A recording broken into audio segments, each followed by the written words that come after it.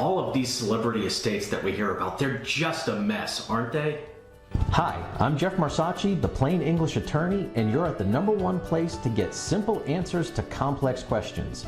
We cover topics for attorneys, financial advisors, and the general public around estate and Medicaid planning, as well as some best practices for professionals. Our mission is to dispel myths, provide you some peace of mind, and hopefully have some fun along the way. When it comes to things like celebrity estates, you end up with wildly different results depending on how well they planned. And the fact of the matter is the media makes it sound like everything is a huge mess. Sometimes they're right, sometimes they're 1,000% wrong.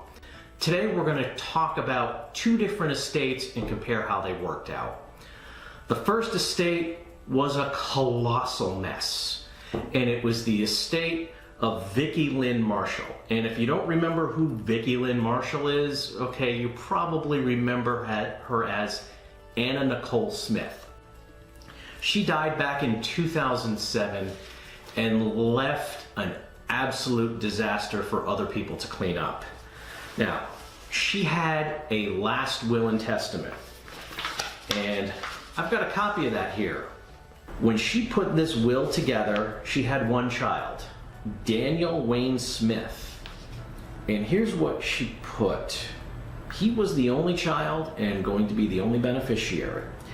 Except as otherwise provided in this will, I have intentionally omitted to provide for my spouse and other heirs, including future spouses and children and other descendants now living and those hereinafter born or adopted, as well as existing and future stepchildren and foster children. So there were no contingencies. It was just her son, Daniel. Daniel died before she did. She was in a fit of depression. She ended up overdosing several months after her son died, but she already had a daughter. And that daughter, according to this will, was not a beneficiary. Well, who was? There wasn't anybody listed. So what happened with the estate? What the judge ended up declaring was that the will is now useless because there were no other beneficiaries, and so you fall back on the state intestacy statutes. And so who's her beneficiary?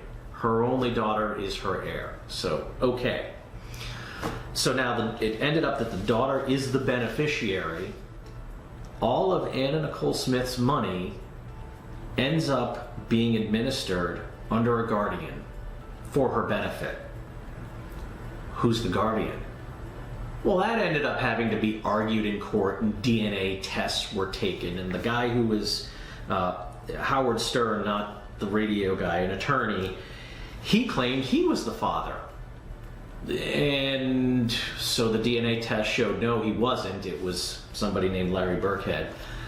Okay, he's the father, he's the guardian, but the estate is still being administered today. It's April of 2020, this estate is still being administered. She died back in 2007. This estate is still being administered. Why? Because now everything has to be overseen by the court until the daughter, Danny Lynn, ends up being 18 and can get her own inheritance. And you know what's going to end up being a fight there too? Does she get everything at 18?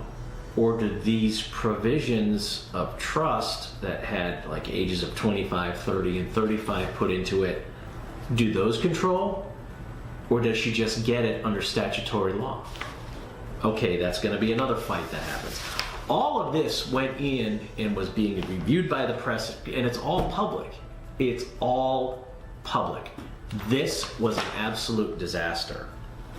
All right, so let's talk a little bit about the second estate. We're going to talk about Michael Jackson. Okay, if you believe the media, That was a disaster. Oh my gosh, they're going to court, and here's Michael Jackson's mother, and she's having to go to court. All that footage was, or going to court, we're going to court. His will. Well, who's getting what? Doesn't say. Everything goes to his revocable living trust. Oh my gosh. Well, how much money does he have? Doesn't say. Not in the court filings. Well, why isn't it in the court filings? Because it's all done within a trust. All of his money went into a revocable living trust, which is a private document. Well, who were the beneficiaries? Well, he had it as 20% went to charity. And he left that in the hands of, put together a council of 3 trustees, and for this added his mother, so they decided what charities would get the money, or if they wanted to end up creating additional charities or foundations to have that 20% go on. After that, half is there for the kids, set up in trusts at appropriate ages and managed by the trustees to benefit them. The other half went to his mother, but held up in trust in the hands of the trustee to make sure that she's cared for the rest of her life, and then when she passes on, that money also ends up going to his 3 children. Well, how do we know that? I thought this wasn't a public thing. Yeah, but the outcry from the public to know what was going on was so great that the trustees decided, look, there's no harm in releasing a copy of the trust to show who's getting what and making sure that everything is going according to Michael Jackson's wishes. But we still don't know how much money was in that estate because it wasn't put into the public like it is with a will. So, Michael Jackson, for whatever you may think of him, musically, personally, whatever, he did the planning right. His kids are going to inherit all of that money. In fact, they did inherit that money. It's just being managed at an appropriate age limits and for their benefit in the hands of trustees. And we don't know how much money they're getting. That's what most of my clients want. They want Michael Jackson's plan. They don't want the Anna Nicole Smith disaster. So that's just what's going on with those 2 celebrity estates. There are plenty more examples out there, and we'll probably get around to talking about some of them as well. But believe me, when it comes to celebrity estates, it's not all bad or, oh, they're rich, they must know what they're doing. It's all over the place. It really is. We hope you found that information useful and easy to understand. To keep getting this great information, please like, subscribe, and turn on notifications.